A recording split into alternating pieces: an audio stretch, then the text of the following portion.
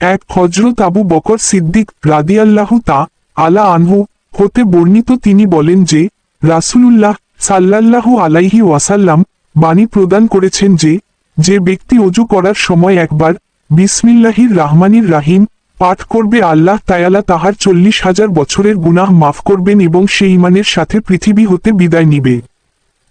বিসমিল্লাহির রাহমানির রাহিম এর ফজিলত প্রসঙ্গে একটি হাদিস হযরত আলী মুর্তুজা রাদিয়াল্লাহু আলা আনহুম হতে বর্ণিত, তিনি বলেন যে রাসূলুল্লাহ সাল্লাল্লাহু আলাইহি ওয়াসাল্লাম বাণী প্রদান করেছেন যে যে ব্যক্তি 100 বার আদবের সাথে বিসমিল্লাহির রাহমানির রাহিম পাঠ করিবে, আল্লাহ তাআলা তার 1,00,000 বছরের গুনাহ মাফ করবেন এবং বিদ্যুতের ন্যায় পুলছুরাত পার করে দিবেন।